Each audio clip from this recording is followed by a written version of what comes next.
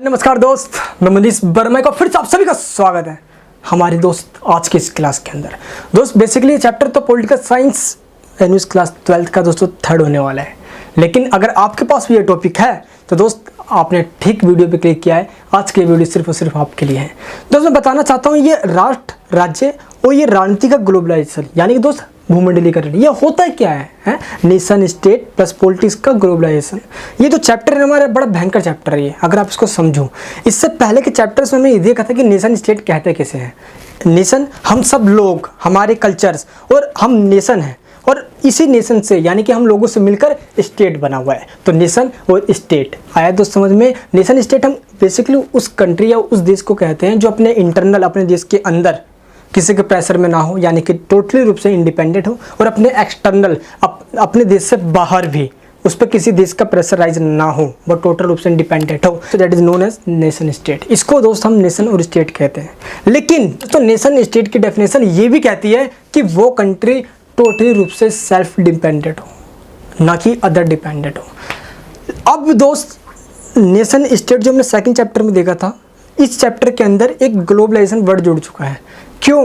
क्योंकि दोस्त आज नेशन स्टेट की जो डेफिनेशन इसमें चेंजेस आ चुकी है, और चेंज ये आया है कि अब विश्व के अंदर ऐसा कोई भी एक कंट्री नहीं बचा जो खुद दोस्तों सेल्फ डिपेंडेंट होगा। भाई आज हुआ क्या है, एक कंट्री अदर कंट्री पे इंटरडिपेंडेंट हो चुकी है, इकोनॉमिकल रूप से, सोशल रूप से, इन्वायरमेंटली, है ना। तो कहते नहीं है कि पूरा वर्ल्ड एक गांव सा, एक विलेज बन गया है। हमारी जो नीड है वो अदर कंट्री में मिलती है, अदर कंट्री की नीड हमारी कंट्री में मिलती है। हम एक दूसरे से पूरे इंटरकनेक्टेड है।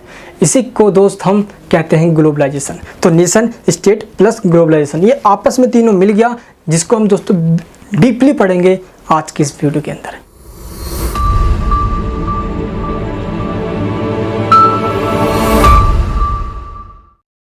नमस्कार दोस्त, मैं मनीष वर्मा।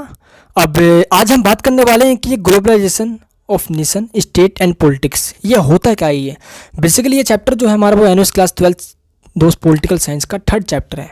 बट इससे पहले जो फर्स्ट और सेकंड चैप्टर है मैं रिकमेंड करूंगा उसको जरूर देखिए आप, लिंक नीचे वीडियो के डिस्क्रिप्शन बॉक्स के अंदर है। ऐसे तो ये टॉपिक जो भी स्टूडेंट पढ़ना चाहे दोस्त पढ़ सकते हैं, जिनके पेपर या सिलेबस या कोर्स के अंदर ये टॉपिक है।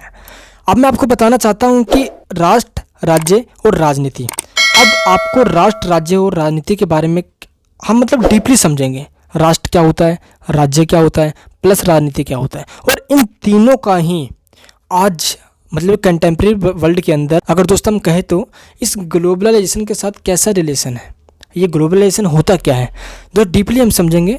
और इससे पहले आपको मैं बताऊंगा बेसिक कंसेप्ट कुछ। राष्ट्र और राज्य, नेशन और स्टेट और पॉलिटिक्स, इन तीनों के ही बारे में हमने अपने लास्ट चैप्टर्स में पढ़ चुके हैं। अगर आपने नहीं देखा तो प्लीज़ देख ले। चलिए एक बार मैं थोड़ा सा रिवाइज कर देता हूँ ताकि वो पार्ट आपका कवर हो जाए। देखो दोस्त, राष्ट्र और राज्य का मतलब क्या होता है मैं आपको यहाँ पे समझा देता हूँ फटाफट। राष्ट्र और राज्य एक ऐसा देश, एक ऐसा राष्ट्र, एक ऐसा ज़मीन, एक ऐसी भूमि, एक ऐसा लैंड। मैं दोस्तों जो आएगा सब कुछ बता देता हूँ, एक चीज़ ध्यान रखें आप, ठीक है। जहाँ पे उस इंसान का जन्म हुआ हो और वो देश अपने एक्सटर्नल और इंटरनल मामले में बिल्कुल रूप से इंडिपेंडेंट हों, उसी को हम नेशन और स्टेट कहते हैं, राष्ट्र और राज्य कहते हैं। 1947 से पहले, 1947 से पहले भारत सिर्फ एक स्टेट था, लेकिन नेशन स्टेट नहीं था, क्योंकि हमारे ऊपर अंग्रेजों का राज था। बट आफ्टर द 1947 हम नेशन स्टेट बन गए। हम अपने इंटरनल में भी, हमारे पे दोस्तों कोई दबाव प्रेशराइज करने वाला कोई बंदा था नहीं ऐसा, और अपने एक्सटर्नल में भी विश्व का कोई भी देश ऐसा नहीं था कि कोई भी देश कहेगा हम वो मानेंगे, है ना। चाहे दोस्तों भारत के पहले प्रधानमंत्री नेहरू जी क्यों ना हो, वो वही निर्णय लेंगे, वही डिसीजन लेंगे जो जनता के हित में था, है ना। तो ये कहा जाता है जो नेशनल इंटरेस्ट को देखते हुए सारी पॉलिसी बनाई जाए और देश अपने इंटरनल और एक्सटर्नल रूप से, आंतरिक और बाहरी रूप से इंडिपेंडेंट हो, that is known as nation and state. अब क्या हो गया, यहाँ पे एक वर्ड और कहूँगा मैं जो एक नेशन स्टेट की डेफिनेशन को और ज़्यादा डिफाइन कर देता है। क्या? नेशन स्टेट उनको भी कहा जाता है जो देश अपने आप में सेल्फ डिपेंडेंट हों। सही से समझना जो बता रहा हूँ यहाँ पे, जो देश अपने आप में सेल्फ डिपेंडेंट हो। सेल्फ डिपेंडेंट का मतलब होता है आत्मनिर्भर हो, और इसका मतलब होता है जो देश अपने सारे काम अपने आप खुद करे। But how can it possible आज के वर्ल्ड में? इसी कारण से दोस्त हम कहते हैं कि आज क्या आ चुका है, ग्लोबलाइजेशन। ग्लोबलाइजेशन का मतलब होता है एक देश का दूसरे देश के ऊपर इंटरडिपेंडेंट होना। आज दोस्त भारत के अंदर चाहे विश्व के तमाम देशों के अंदर जब आप नज़रें घुमाओगे तो सब जगह आपको चाइनीज माल देखने को मिलेगा। ये क्या है? That is known as globalisation. जब एक देश की इकोनॉमी विश्व के तमाम देशों की इकोनॉमी के साथ लेन देन करती है दोस्त, जो आज हमें चाहिए वो हमारे पास नहीं होगा, मैं मानता हूँ इस बात को। और उन सामान के लिए, उन कमोडिटीज़ के लिए, उन गुड्स के लिए हम अदर कंट्रीज़ पे डिपेंड होंगे। इसी कारण से आज नेशन स्टेट जो कहा जाता था कि वो सेल्फ डिपेंडेंट होगा तभी उसको नेशन स्टेट कहा जाएगा, जो आज ग्लोबलाइजेशन के कारण इसकी डेफिनेशन बिल्कुल टोटल रूप से चेंज हो गई है, जिसके बारे में हम आज के चैप्टर में पढ़ेंगे। I hope you can understand my feeling, जो मैं कहना चाहता हूँ। चलो दोस्तों हम बात करते हैं यहाँ पे। आप सबसे पहले छोटा सा इंट्रोडक्शन मैं हमेशा बताता आया हूँ। अभी तक दोस्त मैंने आपको पहले पार्ट्स में जो हमने समझा था उसको मैंने कवर अप किया, ठीक है। यहाँ पे क्या है, मैं दोस्त मैं बताना चाहता हूँ इस पूरे नोट्स के अंदर English medium but Hindi medium दोनों ही आपको मिलेगा, है ना, ताकि दोस्त जो हिंदी मीडियम है, इंग्लिश मीडियम में सभी बच्चों का हेल्प हो सके। और दोस्तों मैं तो सबके लिए हूँ भाई, है ना।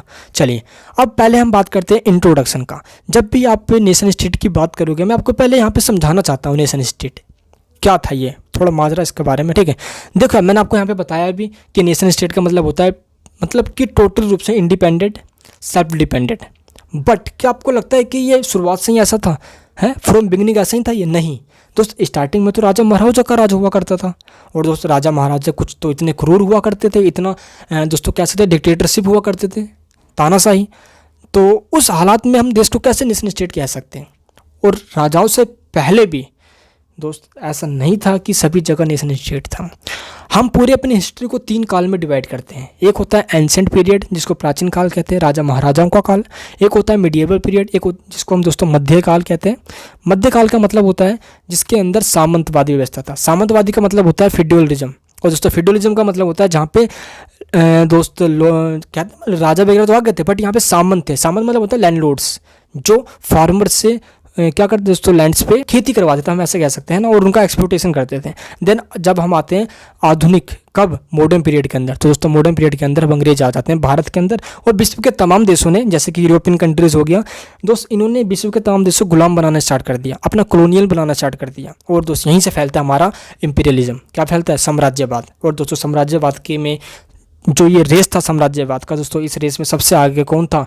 अंग्रेज, घोरी चमड़ी वाले लोग। कौन? अंग्रेज, ब्रिटेन के लोग। दोस्तों विश्व के तमाम लोगों 170 कंट्रीज पे इनका राज था। 170 कंट्रीज दोस्तों, विश्व के अंदर 195 कंट्रीज दोस्तों, यूएनओ के अंदर 267 कंट्रीज। आज दोस्त CI की एक बुक आई थी 2006 के अंदर, उसमें बताया गया था कि वर्ल्ड में इतने कंट्री हैं। बट मैं मानता हूँ कि 200 कंट्री तो इतने बड़े बड़े कंट्रीज हैं जो आज कंट्री कहने लायक हैं। उसमें दोस्तों 170 कंट्रीज गुलाम, बहुत बड़ी संख्या है ये। तो इस हालात में हम कह सकते हैं कि नेशन स्टेट दोस्तों ये एक मॉडर्न एक पीरियड के अंदर बहुत तेज़ी से इसका विकास हुआ, तभी जाके देश आज़ाद हुए। तो देश, हम जो भी देश आज़ाद होगा, इंडिपेंडेंट होगा, उसी को ही नेशन स्टेट कहेंगे। तो यहाँ पे हम जो इंट्रोडक्शन में दोस्त मैं बताना चाहता हूँ, यहाँ पे देखो पूरे काल को मैंने बता दिया। यहाँ पे आपको 3 काल में बांटा गया है, एंशिएंट में, मिडिएवल में एंड मॉडर्न में। और दोस्तों तीनों ही काल में नेशन स्टेट का विकास हुआ। इस नेशन स्टेट या राष्ट्र राज्य, राष्ट्र राज्य देखो जब भी आप कभी पढ़ रहे हो तो हमेशा डेफिनेशन को अच्छे से समझें, ठीक है। इसका मतलब क्या होता है? जिसमें एक राष्ट्र या एक देश के पास अपना एक राज्य हो। अब इसका मतलब क्या होगा भाई? देखो राष्ट्र का मतलब यहाँ से है, या नेशन का मतलब यहाँ से है देश में रहने वाले लोग। नेशन का मतलब क्या है? लोगों से, जिनकी अपनी कल्चर्स होती है, अपना रिलीजन होता है, अपना कास्ट होता है, अपनी लैंग्वेज होती है, अपना जो रहने का जगह होता है, अपना एक कम्युनिटी होता है, ये सभी एक नेशन कहलाते हैं। अब नेशन यानी कि क्या होता है? नेशन का मतलब सिंपल लोग। मैं एग्जांपल दे रहा हूँ समझाने के लिए।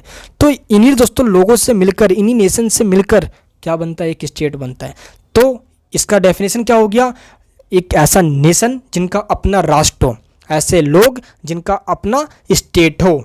जैसे दोस्तों भारत है, हिंदुस्तान है, हमारा अपना एक स्टेट है जो कि हम सेकुलर कंट्री है। दोस्त मैंने आपको एग्जांपल दिया था किनका? यहूदियों का। 1947 से पहले या दोस्तों before the second world war हम कह सकते हैं कि उनके पास अपना कोई स्टेट ही नहीं था यहूदियों के लिए। तो दोस्तों बाद में जाके क्या इजराइल नाम की कंट्री बनी, जहाँ पे सिर्फ और सिर्फ यहूदी रहते, यानी कि दोस्तों यहूदियों के लिए मेजॉरिटी ये कंट्री बन गई, जो कि पूरे विश्व में फैले हुए थे। तो हम क्या, जैसे कि दोस्तों 1947 के बाद क्या हुआ? पाकिस्तान बना, है ना। अब वो नेशन स्टेट है या नहीं है ये आप सब जानते हो, क्योंकि वहाँ पे दोस्तों किसका रूल है भाई? डायरेक्टली और इनडायरेक्टली पूरा वर्ल्ड जाता है दोस्त, वहाँ पे भी आज सैनिकों का रूल है ना। इमरान खान दोस्त अपने आप नहीं चलाता सारे काम। जब भी कोई डिसीजन होता है तो वहाँ पे बंदूक की नोक खड़ी हो जाती है, किसकी? सेनाओं की। आया दोस्त समझ में? जो सेना का जनरल होगा सब कुछ उसका चलेगा। तो दोस्त ये था हमारा इंट्रोडक्शन। तो नेशन स्टेट उसको कहेंगे हम जो पूरे रूप से इंडिपेंडेंट हो। आया समझ में? यहाँ पे भाई क्या हुआ है कि जैसे जैसे इंडस्ट्रियलाइजेशन बढ़ रहा है, ग्लोबलाइजेशन बढ़ रहा है, देश दूसरे देश पे क्या हो रहा है दोस्तों, डिपेंडेंट होते जा रहा है। और इसी कारण से एक देश अब टेक्नोलॉजी के कारण दोस्त दूसरे देश पे डिपेंड हो चुका है। दोस्तों फ़ोन तो हम बना लेंगे लेकिन बैटरी चीन बनाएगा। तो इस हालत में हमें क्या होगा दोस्तों, बेसिक चीज़ें जो है ना, मतलब दोस्त बेसिक चीज़ें हम बना रहे हैं लेकिन जो एक्चुअल में जो इसकी नीड है दोस्त उसको और कोई कंट्री बना रहा है। दोस्तों अमेरिका पूरे वर्ल्ड में पावरफुल है लेकिन उसका तिरंगा झंडा, जिसका झंडा है वो चीन बना रहा है। सोच सकते हो ये। तो इस हालात में क्या है, इसी कारण से हम कह सकते हैं दोस्त कि आज एक कंट्री दूसरे कंट्री पे डिपेंड हो चुका है। ठीक है, चलिए तो इसी कारण दोस्त हम ये चैप्टर ही पढ़ रहे हैं। अब यहाँ पे एक डेफिनेशन आएगी पामर के अनुसार। हमेशा बताया हूँ दोस्त, थिंकर के व्यूज डालना बिल्कुल भी ना भूलें, इसी से आपको अच्छे मार्क्स मिलते हैं एग्जाम के अंदर। जैसे कि पामर है, पामर क्या कहता है कि राष्ट्र राज्य प्रणाली राजनीतिक जीवन का एक ऐसा नमूना है जिसमें जनता अलग अलग संप्रभु राज्य में रहती है। सिंपल क्या है, राष्ट्र राज्य या नेशन स्टेट का मतलब होता है जनता एक ऐसे स्टेट में रहती है जो संप्रभु हो। संप्रभु मतलब होता है सोवरेनिटी, और सोवरेनिटी का मतलब होता है जो अपने इंटरनल और एक्सटर्नल रूप से इंडिपेंडेंट हो दोस्त। यानी कि पामर जी भी यही बात कहने की यहाँ पे बिल्कुल आपको समझाने की कोशिश कर रहे हैं। ये राज्य आपस में संघर्ष और सहयोग, देखो क्या होता है, ये बोलते हैं कि एक राज्य संप्रभु होगा जहाँ पे लोग रहेंगे वो नेशन स्टेट कहलाएगा। संप्रभु मतलब सोवरेनिटी दोस्त, यहाँ पे आप देख सकते हो। ठीक है, ये रहे यहाँ पे। ठीक है, सोवरेन स्टेट हम इसको कहते हैं। अब दोस्त अब ये जितने भी स्टेट है पूरे वर्ल्ड के अंदर, अब होता नहीं है यार कि कभी तो इनमें अच्छे रिलेशन भी होगा, यानी कि इनके रिलेशन बदलते रह सकते हैं। तो इनके रिलेशन दोस्त अच्छे भी हों, गुड रिलेशन भी हो, या इनके बीच में दोस्तों कॉन्फ्लिक्ट भी हो, बट रिलेशन होंगे इनमें ज़रूर। तो हम कह सकते हैं कि ये सभी देश आपस में अपने नेशनल इंटरेस्ट को फुलफिलमेंट करने के लिए आपस में लगे रहते हैं। और दोस्त इसी को आगे चल के मार्गेंथु नामक एक थिंकर ने बताया है कि दोस्तों पूरे दुनिया के अंदर हर एक देश अपने शक्ति को, अपने पावर को बढ़ाना चाहता है, जिसके कारण नेशन स्टेट शक्तिशाली बनने की पूरी तादाद में लगा हुआ है। हर देश अपनी शक्ति को बढ़ाना चाहता है, इसलिए दोस्त नेशन स्टेट को आज खतरा भी है। आज एक देश कुछ दूसरे देश पे जो डायरेक्ट तो गुलाम नहीं बना रहा, बट इनडायरेक्ट ही उसको फाइनेंशियल हेल्प देके अपने कब्जे में करना चाहते हैं दोस्त। हम मान लो मैंने दोस्तों या इंडिया ने IMF से लोन ले लिया। अब दोस्तों IMF क्या करेगा, हमारा डंडा दे देगा, ये वो बोलेगा भाई चल IMF तो लोन तो ले रहा है हमसे, लेकिन एग्रीमेंट पे साइन कर। अब भाई IMF किसका है भाई, है IMF के अंदर सबसे ज़्यादा फंड अमेरिका देता है। अब इस हालात में IMF की बातों को इंडिया को मानना पड़ेगा दोस्तों। 1966 की बात है जब लाल बहादुर शास्त्री दोस्तों अमेरिका गए हुए थे। अमेरिका से दोस्तों चावल मांगने गए थे, चावल दिन से मना कर दिया, उसने बोला एग्रीमेंट पे साइन करो, और दोस्तों लाल बहादुर शास्त्री जी ऐसे प्रधानमंत्री को साइन करने से मना कर दिया। हम भूखे रहेंगे और हफ्ते में एक दिन व्रत करेंगे दोस्तों, वो दिन हम भूल नहीं सकते। और एक दिन हमने इतना ज़्यादा दोस्तों अनाज बचाया कि हमने वर्ल्ड के तमाम देशों को एक्सपोर्ट करना स्टार्ट कर दिया। तो ये वो चीज़ें हैं, वो बातें हैं जिससे हम कह सकते हैं कि नेशन स्टेट को मजबूत बनाया जा सकता है, जिसमें हर देश अपनी नेशनल इंटरेस्ट को ध्यान में रखता है, जिससे कि उसकी पावर खतरे में ना आ जाए। दोस्त यही पे बात हमें पावर जी समझाने की पूरी कोशिश करते हैं। तो पावर की दोस्तों ये जो बातें याद रखना, ठीक है। अब हम बात करते हैं राष्ट्र राज्य का अर्थ, नेशन स्टेट का मतलब यहाँ पे क्या है, एक्चुअल इसकी मीनिंग क्या है। दोस्त इसको मैं पहले बता चुका हूँ, फिर भी यहाँ पे मैं डिफाइन करूँगा। देखो राष्ट्र इसका मतलब होता है लोगों की परंपराओं से, कस्टम से, संस्कृति यानी कल्चर से, धर्म से यानी रिलीजन से, कास्ट से यानी जाति से, भाषा यानी कि लैंग्वेज से।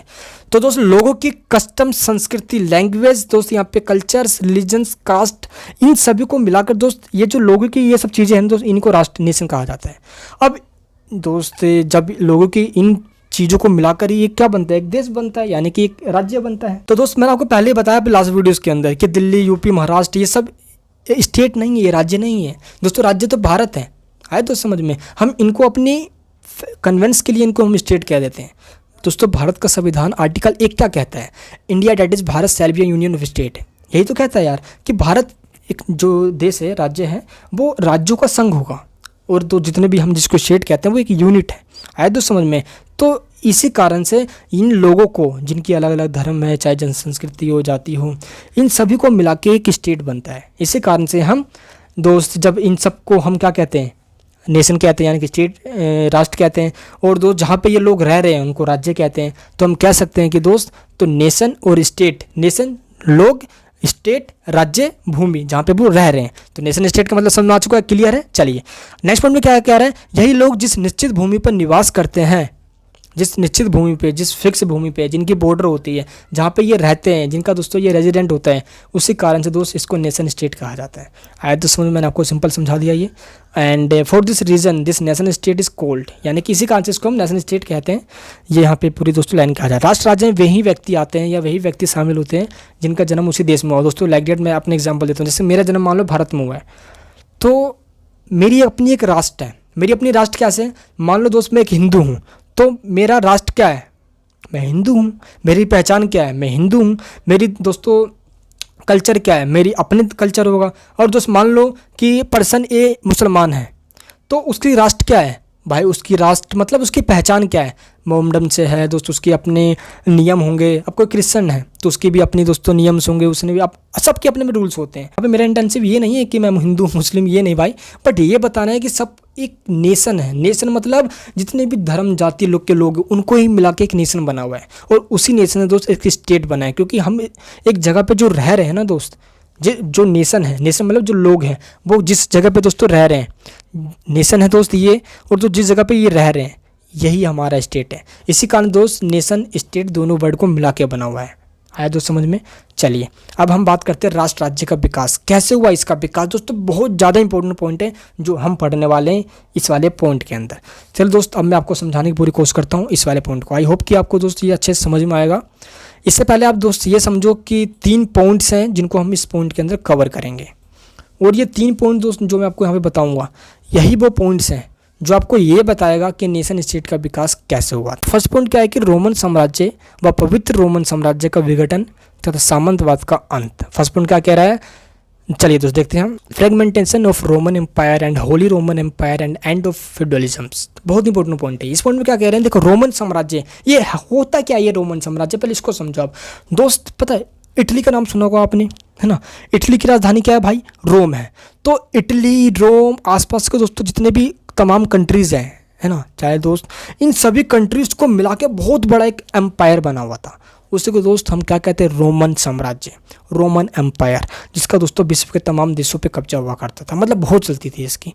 दोस्त हुआ क्या, एक बंदा था, शासक था दोस्तों गोथ्स नाम का। क्या नाम था उसका, गोथ्स। मैं दोस्त यहाँ पे समझाता हूँ पहले आपको। यहाँ पे उस बंदे का नाम क्या था, गोथ्स। यहाँ दोस्तों मैं लिख दिया, ठीक है। अब क्या किया दोस्तों, इस गोथ्स ने रोमन एम्पायर पे अटैक कर दिया। कब, 410 में, ईस्वी में, ठीक है, यानी कि दोस्त एनी डोमनी में, है ना दोस्त। जब इसने अटैक किया तो इसका फ्रेगमेंटेशन होना स्टार्ट हो गया, यानी कि दोस्त अब ये ख़त्म होना धीरे धीरे स्टार्ट हो गया। और 410 के बाद 476 एनी डोमनी, यानी कि दोस्तों ईस्वी तक आते आते पूरा साम्राज्य, पूरा रोमन एम्पायर ख़त्म हो गया। दोस्त जैसे ये बड़ा एम्पायर है, जब ये ख़त्म हुआ तो छोटे छोटे कोई स्टेट निकल कर आए। अब दोस्त यही छोटे छोटे स्टेट जो थे यहाँ पे क्या हुआ कि अब ये आज़ाद हुए। आज़ाद मतलब देखो पहले एक बड़ा एम्पायर था जिसमें छोटे छोटे स्टेट सारे शामिल थे। तो ये जो बड़ा एम्पायर दोस्तों, जो रोम कहता, जो इटली कहती, वही चलती, है ना। अब ये दोस्त सारे निकल के आ चुके थे बाहर। इसी कारण से जो ये नए नए निकल कर आए दोस्तों, कहीं ना कहीं नेशन स्टेट की शुरुआत यहाँ से हो गई, है ना। कहीं ना कहीं दोस्त इनको अपने आप में एक इंडिपेंडेंट सा मिल गया। मैं प्योर रूप से तो नहीं कह सकता, लेकिन दोस्तों यहाँ को इनको कहीं ना कहीं तो मिल गया। और इसी कारण दोस्त आगे चल के ये हुआ कि पहले आपको दोस्तों पता होना चाहिए, यूरोपीय कंट्रीज़ के अंदर उसका प्रभाव भारत में भी पड़ा था। चर्च का बहुत बहुत दोस्तों महत्व हुआ करता था। स्टेट, पॉलिटिक्स और चर्च दोस्तों आपस में मिले हुए थे। वही होता, स्टेट वही काम करता जो चर्च का। दोस्त हुआ ये था लेकिन 395 ईस्वी में ही, यानी कि दोस्तों काफ़ी पहले ही चर्च जो है भाई उसका 2 भाग में डिवाइड कर दिया गया था। एक था दोस्तों रोमन से जो कैथोलिक मानते थे, कैथोलिक, ठीक है। एक था दोस्त कौन सा आपका, जो प्रोटेस्टेंट को मानते थे। कैथोलिक जो पुरानी जो चर्च चले आ रही है, जो कहते हैं कि नहीं पॉलिटिक्स स्टेट एक होना चाहिए, उसमें उसका दोस्तों सपोर्ट करते थे। जो प्रोटेस्टेंट हैं वो इसका विरोध करते हैं, यानी इसका अपोज करते थे कि स्टेट और पॉलिटिक्स अलग होना चाहिए, ठीक है। इसी कारण से दोस्त आगे चले क्या हुआ कि फ्यूडलिज्म जिसको हम कहते हैं, फ्यूडल इसका मतलब होता है कि समाज में लैंडलॉर्ड्स होंगे जो फार्मर से दोस्तों खेती करवाएंगे, उसको बहुत ज़्यादा एक्सप्लॉइटेशन करते थे दोस्तों। जहाँ पे भी फ्यूडलिज्म होगा वहाँ पे राजा किंग होगा, और दोस्तों ये किंग है ना, वो लैंडलॉर्ड्स आपस में मिलके आम जनता का, पब्लिक का शोषण करते थे। दोस्त आगे चल के क्या हुआ कि किंग्स का भी, फ्यूडलिज्म का भी डिसइंटीग्रेशन होना स्टार्ट हो गया, पतन हो गया, इनका ख़त्म होना स्टार्ट हुआ। और कैसे दोस्तों कि 15वीं सेंचुरी के आसपास दोस्त जब रिसेंसस आया था, पुनर्जागरण काल आया था, तो दोस्त देशों ने क्या किया, नए नए देशों का उदय होना स्टार्ट हुआ। इससे दोस्तों राष्ट्र राज्य का उदय हुआ। ठीक है दोस्त, यहाँ पे फर्स्ट पॉइंट में आप ये बताओगे सिर्फ इसके अंदर। नेक्स्ट पॉइंट है दोस्तों rise of nation state based on land area population sovereignty and law. दोस्तों इस लाइन का मतलब क्या है, पहले हम इसको समझते हैं। ठीक है, देखो सबसे पहली बात जब आप इस पॉइंट को समझ रहे हो या दोस्तों इस पॉइंट में जब बताओगे आप, तो पहले दोस्तों यही बताना इस पॉइंट के अंदर। सेकंड पॉइंट में क्या बताओगे यार, देखो जब रोमन एम्पायर जब दोस्त खत्म हो गया, फ्यूडलिज्म आपका दोस्तों सामंतवाद पूरा खत्म हो गया, डिसइंटीग्रेशन हो गया उसका, तो दोस्त काफ़ी शताब्दियों के बाद आगे जाकर दोस्तों हुआ ये कि मजबूत स्टेटों का जन्म हुआ, राइज हुआ। इससे क्या हुआ भाई, वहाँ पे जब दोस्त कोई जब स्टेट जन्म ले रहा है भाई, नए नए स्टेट बन रहे हैं, तो वहाँ पे दोस्तों जाहिर सी बात है वहाँ पे कोई शासक भी होगा जो रूल करेगा, राजा भी होगा। और दोस्त ये शासक शक्तिशाली हुआ करते थे क्योंकि ज़मीन पर इनका कब्जा हुआ करता था, और दोस्त यही शासक राजा भी कहलाते थे। आया तो समझ में। और इन्होंने क्या किया, यानी जो इन सभी किंग्स ने अपने देश को मजबूत बनाने के लिए दोस्त अपने आप को इंटरनल और एक्सटर्नल रूप से इंडिपेंडेंट करने के लिए दोस्तों पूरा ही पुरजोर कोशिश करी, और कहीं ना कहीं दोस्तों नेशन स्टेट का यहाँ से विकास होना स्टार्ट हुआ। तो दोस्तों हम कह सकते हैं कि राइज ऑफ नेशन स्टेट का मतलब क्या है, यहाँ पे लैंड एरिया ज़मीन पर दोस्तों बहुत ज़्यादा यहाँ पे अपना कहते हैं कि एकाधिकार मोनोपोली स्थापित किया गया। दोस्तों पॉपुलेशन के मामले में जनसंख्या बहुत ज़्यादा बढ़ रही थी अब देशों की, जो कि दोस्तों अब तानाशाही को नहीं झेल सकती थी। एंड दोस्तों अब देशों ने क्या किया, सोवरेनिटी की मांग स्टार्ट करनी थी। सोवरेनिटी यानी कि इंटरनल और एक्सटर्नल रूप से, आंतरिक और बाहरी रूप से इन्होंने अपनी स्वतंत्रता प्राप्त करी। ठीक है, एंड दोस्त इसी के बाद आगे चल के आता है हमारा नेक्स्ट पॉइंट, क्या theoretical and intellectual contribution of Machiavelli. बोंदा, दोस्तों बोंदा लिखा हुआ है। ठीक है दोस्तों, ये मशीन की टाइपिंग मिस्टेक कभी हो जाएगी तो मैं आपको बता दूंगा। ठीक है, तो दोस्तों मैकियावेली हो गया, बोंदा हो गया, बोंदा। ठीक है, BONDA। एंड दोस्तों ग्रासी एंड दोस्तों होप्स, ये अब यहाँ पे क्या है यार, इल्तुतमिश हो गया। ये सारे ऐसे थिंकर्स है, इन्होंने अपने विचारों से कुछ ऐसे क्या कहते हैं कि मैन्युस्क्रिप्ट्स लिखे, पुस्तकें लिखे दोस्तों, उनको मार्केट में छापा भेजा, लोगों ने दोस्तों पढ़ना स्टार्ट किया, उनकी बुद्धि थोड़ी खुली। दोस्तों क्या होता है मीडिएवल पीरियड के अंदर, जिसको हम डार्क एज भी कहते हैं दोस्तों, इन राजाओं ने लोगों को पागल बना रखा था। पागल मतलब होता है कि लोगों को जागरूक नहीं किया गया था दोस्तों, इतना वेलफेयर नहीं था लोगों में, अवेयरनेस इतनी नहीं थी। और दोस्त आगे चल के क्या हुआ कि लोगों के अंदर अवेयरनेस आया, और दोस्त इन लोगों ने अब कहते नहीं है कि अब कोई ऐसा है तो ऐसा क्यों है ना, तो लोगों ने क्वेश्चंस करना स्टार्ट किया। सबसे बड़ी बात ये होती है क्वेश्चंस करो तभी आपको आंसर मिलेगा, वरना दोस्त क्वेश्चन ना करने वाला एक मूर्खता की पहचान होती है। और दोस्त यही हुआ कि लोगों ने इन लोगों से प्रभावित होकर दोस्तों, ये कुछ थिंकर है वेस्टर्न थिंकर्स, पॉलिटिक्स के दोस्तों महान थिंकर्स कहे जाते हैं, जिन्होंने अपने विचारों को समाज में फैलाया, अवेयर दोस्तों लोगों को अवेयर करने के लिए स्प्रेड किया अपने व्यूज़ को, थॉट्स को, जिससे दोस्त लोगों में जागरूकता फैली, है ना। अपनी भाषाओं को, जैसे कि दोस्त फ्रांसीसी हो गया, है ना, इतालवी लैंग्वेज हो गया, तो जर्मनी भाषा हो गया, इन सभी में इन्होंने साहित्य निकाली अपनी, है ना, जिससे कि दोस्त आगे चल के लोगों में जागरूकता फैल सके। जैसे अगर मैं बात करूँ 12वीं शताब्दी 12th सेंचुरी में, तो दोस्तों आपका जैसे वेनिस हो गया, जेनेवा हो गया, ये सारे कुछ ऐसे कंट्री, छोटे छोटे ये कंट्री दोस्तों जो नेशन स्टेट बने, ये इटली से ही दोस्त शामिल माने गए थे। ठीक है, चलिए दोस्त नेक्स्ट पॉइंट क्या है कि तीसरी दुनिया के देशों में राष्ट्र राज्य का उदय। दोस्त हम बात करेंगे तीसरी दुनिया। अब ये तीसरी दुनिया क्या है भाई, पहली दुनिया और ये तीसरी दुनिया या दोस्तों दूसरी दुनिया मतलब क्या होता है, चलिए आपको मैं समझाता हूँ। दोस्त पहले दुनिया के अंदर वो कंट्री आते हैं जो डेवलप्ड है, मतलब डेवलप्ड मतलब होता है जो विकसित है, अमीर कंट्रीज, अमेरिका, ब्रिटेन, फ्रांस, रसिया, है ना, ऐसे ऐसे कंट्री, जर्मनी, पुर्तगाल, स्पेन, ऐसे कनाडा, ऐसे ऐसे कंट्री आते हैं इसमें।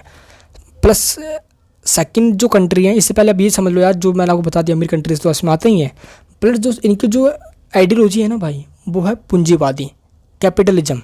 और दोस्तों कैपिटलिज्म को इसका मतलब होता है जो प्राइवेट सेक्टर को प्रमोट करता है, किसको, बिजनेसमैन को, निजी क्षेत्र को जो प्रमोट करता है, बढ़ावा देता है। एंड जो सेकंड वर्ल्ड है, दूसरी दुनिया जो है, उसमें आते हैं दोस्तों सोशलिज्म, जो सोशलिज्म को फॉलो करते हैं, जैसे रसिया हो गया, वियतनाम हो गया, थाईलैंड हो गया, आपको दोस्तों क्यूबा हो गया, नॉर्थ कोरिया हो गया, ये सारे ऐसे कंट्री है जो सोशलिज्म को मानते हैं, है ना।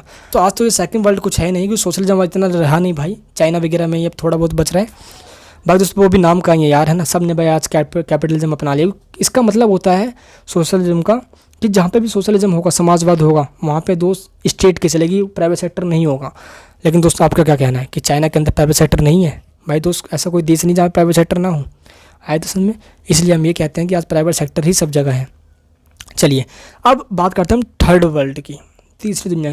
अब देखो फर्स्ट वर्ल्ड में वही आ गए यार जो अमीर कंट्री है दोस्तों, सेकंड वर्ल्ड में वही थे यार जो कहीं ना कहीं मोस्टली कंट्री अपने आप में स्टेबल थे, ठीक थे।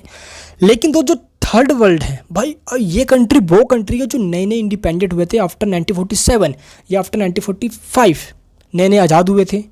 और दोस्त ये नए नए आज़ाद हुए, इनकी इकोनॉमिकल कंडीशन बहुत ज़्यादा बैकवर्ड थी, इसी कारण से इसको थर्ड वर्ल्ड कहा जाता है। आया तो समझ में। एक एग्जांपल मैं आपको देता हूँ, देखो 1945 से लेकर 1950 तक वर्ल्ड के दोस्तों लगभग 100 देश आज़ाद हुए थे इन गोरी चमड़ी वाले लोगों से, यानी दोस्तों यूरोपियन कंट्रीज से। जैसे एग्जांपल देता हूँ दोस्त, यहाँ पे भारत हो गया, पाकिस्तान हो गया, बर्मा हो गया, मिस्र हो गया, नाइजीरिया हो गया, घाना हो गया, फिजी हो गया, वियतनाम हो गया, इंडोनेशिया हो गया, लीबिया हो गया, सीरिया हो गया। तो ऐसे ही तमाम देशों के नाम है भाई। ये सारे कंट्री वो हैं जो नए नए आज़ाद हुए थे 1945 के बाद, है ना। जिसमें दोस्त आपका भारत, हमारा भारत महान देश भी इसी समय आज़ाद 1947 15 अगस्त का दिन था दोस्त, इस समय आज़ाद हुआ था, ठीक है। तो भाई ये सब तो इनको आज़ादी काफ़ी दोस्तों स्ट्रगल के बाद मिली है भाई, रातों रात। जैसे है ना गांधी जी की लाइन है वो कि आज़ादी कोई खरात में नहीं मिल जाती, इसके लिए काफ़ी संघर्ष करना पड़ता है ना दोस्त। तो इस तरीके से दोस्त हम कह सकते हैं कि आज़ादी जिन्होंने इनको मिली दोस्त, नए नए देशों को, इन्होंने काफ़ी संघर्ष किया, तब जाकर दोस्तों इनको यहाँ पे आज़ादी भी मिली। इसको इन दोस्तों को दोस्तों जो यूरोपियन कंट्रीज़ हैं उन देशों ने दोस्तों क्या होता है गुलाम बना रखा था अपना दोस्तों, गुलाम बनाकर उनका काफ़ी ज़्यादा इकोनॉमिकल रूप से दोस्तों एक्सप्लोटेशन कर रहे थे। और दोस्तों एक्सप्लोटेशन कर रहे थे यहाँ पे इन देशों ने क्या किया, अपने देशों के अंदर दोस्तों इन्होंने इम्पीरियलिज्म के खिलाफ, इस गुलाम प्रथा के खिलाफ, इस गुलाम कस्टम के खिलाफ, जिसको इम्पीरियलिज्म कहते हैं। इम्पीरियलिज्म का मतलब होता है जब कोई भी एक शक्तिशाली देश, कोई शक्तिशाली नेशन या स्टेट किसी कमज़ोर, किसी वीक देश पे क्या कर ले दोस्तों, गुलाम बना ले उसको। जैसे दोस्तों इंग्लैंड ने किसको, इंडिया को गुलाम बनाया था, है ना दोस्त। तो उसका एम्पायर पूरे वर्ल्ड पे फैला हुआ था, हम कह सकते हैं ऐसा, ठीक है। चलिए दोस्त, ये हमारा होता है पॉइंट। अब हम बात करते हैं यार मेन जो पॉइंट है दोस्त, फटाफट आपको समझाता हूँ मैं।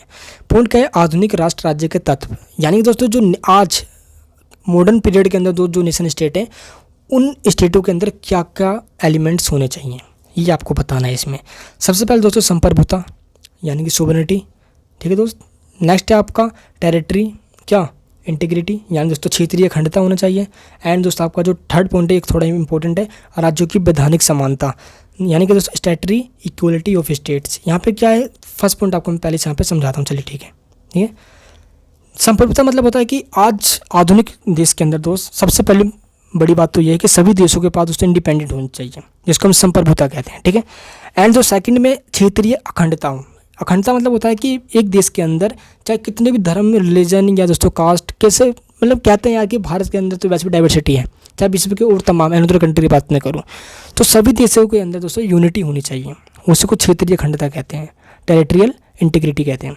एंड दोस्त राज्यों की वैधानिक समानता, इसका मतलब ये होता है कि राज्य जो स्टेट है दोस्त, उसके नज़र में सभी लोग इक्वल हों, इसी को कहते हैं दोस्तों equality before law, equal protection of law. राज्यों के समक्ष समानता, है ना दोस्त। एंड और कानूनों का समान संरक्षण, इसका मतलब दोस्तों ये होता है, यानी कानून की नज़र में सारे बराबर हो। आज तो बेशक ये है, लेकिन आज दोस्त चेंजेस क्या आया, ये तो मैंने आपको बता दिया कि ये होने चाहिए एलिमेंट्स, लेकिन दोस्तों आज चेंजेस क्या आया, हम इस पर बात करते हैं।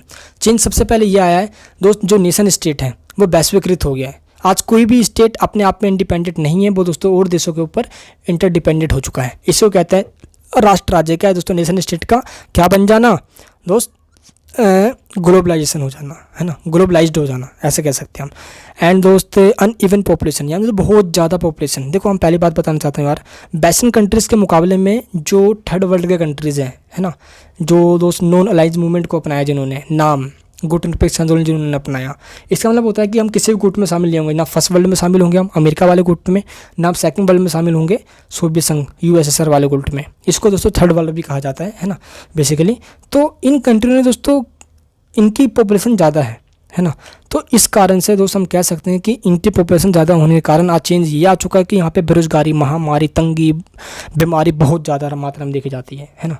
तो इसको बहुत बड़ी एक चुनौती है हर एक स्टेट के लिए आज, जो ये सब आज एक प्रॉब्लम है जो मैं आपको बता रहा हूँ आज। तो पहली प्रॉब्लम हमने क्या देखा कि दोस्त आज हम वैश्वीकृत हो गए, है ना, पूरे देशों का दोस्त ग्लोबलाइज्ड हो गया है, हम दोस्तों और देशों पर इंटरडिपेंडेंट हो चुके हैं। पहले पॉइंट में ये चेंज आ चुका है दोस्त। जनसंख्या जो वेस्टर्न कंट्रीज़ के हैं उनके मुकाबले दोस्त जो थर्ड वर्ल्ड के कंट्रीज़ हैं उनकी पॉपुलेशन बहुत ज़्यादा बढ़ रही है ना। एंड दोस्त जो सिक्योरिटी दोस्त जो सिस्टम है उसमें भी चेंजेस आ चुका है। अब उसमें क्या क्या चेंज आया दोस्त, देखो आज मान लो कि इंडिया है, आज अमेरिका, वियतनाम, फ्रांस, जर्मनी, पुर्तगाल, स्पेन, इन सब के दोस्तों कंट्रीज़ की एमएनसी होती है ना। एमएनसी मतलब मल्टीनेशनल कंपनीज होती हैं दोस्तों। हम कहते हैं मोदी भाई बहुत ज़्यादा घूमने के लिए, भाई मोदी जाता है एफडीआई लाने के लिए। दोस्तों एफडीआई का मतलब क्या होता है? Foreign direct investment. जब कोई भी एक देश किसी दूसरे देश के अंदर जाके पैसा इन्वेस्ट करता है, और जब कोई हमारे देश में पैसा इन्वेस्ट करेगा तो दोस्त कहीं ना कहीं वो टैक्स इंडियन गवर्नमेंट को देगा। तो इस हालात में हम कैसे नहीं कह सकते भाई कि वो सरकार पे दबाव नहीं बनाएगा, प्रेशर नहीं करेगा। जब पैसा दे रहा है तो भाई झंडा तो करेगा ही वो। तो हम दोस्तों ये कह सकते हैं कि सिक्योरिटी को खतरा भी आ सकता है इस हालात में। दोस्तों हम ये कैसे भूल सकते हैं कि भारत को गुलाम बनाने में ब्रिटिश ईस्ट इंडिया का काम था। तो दोस्त कोई भी कंपनी किसी बाप की नहीं होती भाई, हमें कभी भी गुलाम बनाया जा सकता है। तो हमें इस कारण से कह सकते हैं कि सिक्योरिटी को खतरा ना है, जो कि दोस्तों आज देखने को मिल भी रहा है। जितना ज़्यादा प्राइवेट सेक्टर होगा दोस्तों उतना ही कहीं ना कहीं देश को खतरा भी होगा। आए तो समझ में? तो हम यहाँ पे इसमें ये कह सकते हैं। अब दोस्तों हम बात करते हैं भूमंडलीकरण, वैश्वीकरण। इसका मतलब होता क्या है? देखो पहले आपको मैं इसका मतलब समझा देता हूँ। जब एक देश किसी दूसरे देश के साथ इकोनॉमिकल अपनी रिलेशन बनाता है, उसी को हम ग्लोबलाइजेशन कहते हैं।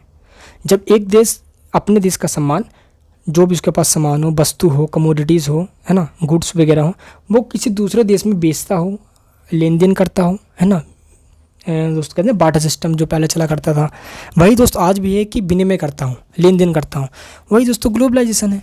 तो इस हालात में दोस्तों हम कह सकते हैं कि आज कंट्री के अंदर आज सब देश मिल गए आपस में, ग्लोबलाइजेशन हो गया दोस्तों। इस पूरे प्लेनेट पे ऐसा कोई कंट्री नहीं है जो आज एक दूसरे से मिले हुए ना हो दोस्तों। कुछ समय के लिए नॉर्थ कोरिया कट गया था, लेकिन आज मिल चुका है वो भी, है ना, ये बात है।